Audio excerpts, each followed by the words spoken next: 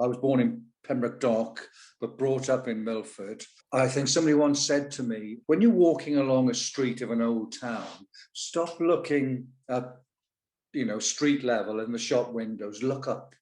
Because really do they change the skyline, and there's so much to see when you look up, and you do that in Milford, by the Nelson Hotel, and you've got the terrace, Hamilton Terrace, Robert Street and Charles Street. I was a member of the choir in Hakin, at Hakin Church, and I used to go 3 times on a Sunday. I used to go to morning song. I used to go to the Sunday school, and then evensong.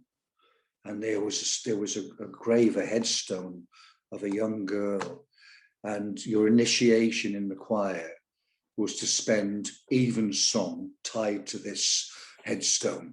But I would wake up, my bedroom in Harbour Way, which was in Hakin. I used to be able to look out the window and look that way, and I could see the dock gates, and I could see trawlers just waiting. And sometimes there'd be nothing because it may be winding, or they wanted to come in, but I could look out and I'd say to Mum, there's about 6 trawlers there, Mum. I reckon I'll get a hobble. That's what they call like a backhander or something, an odd job. So if I looked out and there was a lot of trawlers, I'd get me oversized welly boots on at sort of 13, 14, run down to the smokehouse, and see if they wanted me for any work. They used to give me one of the big, have you heard of the Lister diesels? They're a platform vehicle with a big machine in the front, which you manhandled, had one wheel, and then there's a big platform where you would put the kits and boxes of fish, or big kits of ice, which if you went from the smokehouse with an empty load to the fish market, to Blockwell, Mr. Blockwell, he was the boss. And he then would have a buyer, and he'd go and buy the fish as it got landed. And then he'd phone to the smokehouse and say, I've got 3 or 4 loads or stuff like that.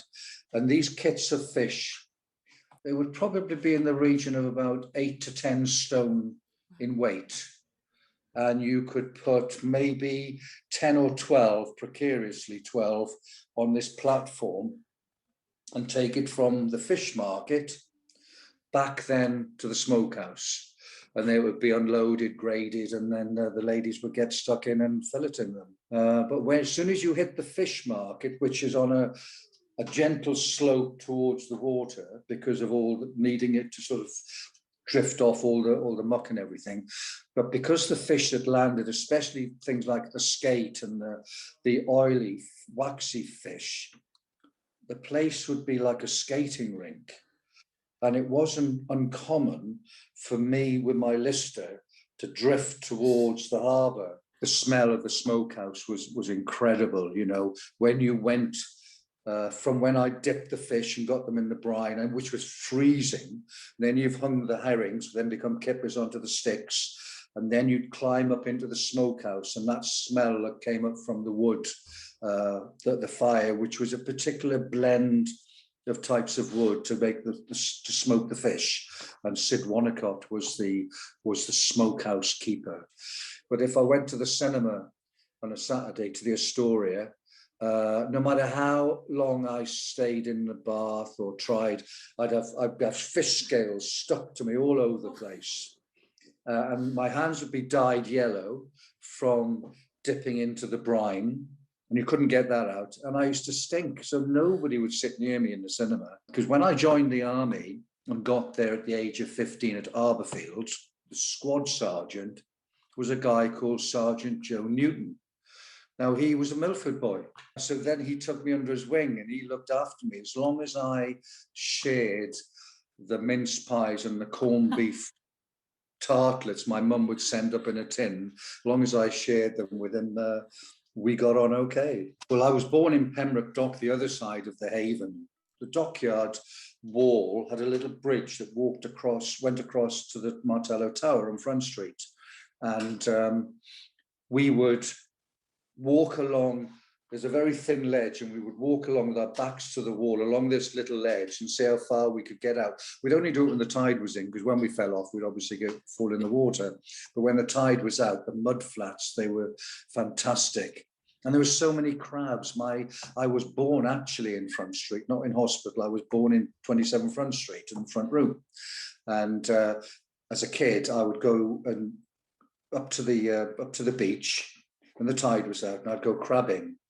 And I would bring this tin of crabs back and sit them in the porch. And we had a dog called Patch, a mongrel, black and white dog called Patch. And Patch would inquisitively knock this tin over.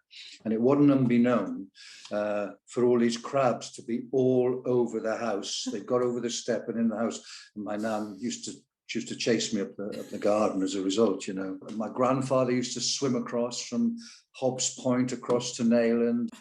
So many memories in Sandy Haven, crabbing at the little stepping stone bridge going across, trying to beat the tide, you know, and also Cunjick to Gallaswick. We used to race around from Gallaswick to Cunjick, trying to beat the tide around the rocks. It's spelt, and I never knew that as a kid. We all called it Cunjick, but it's Conduit, conduit. Yeah. But if you're from that way, you call it Cunjick.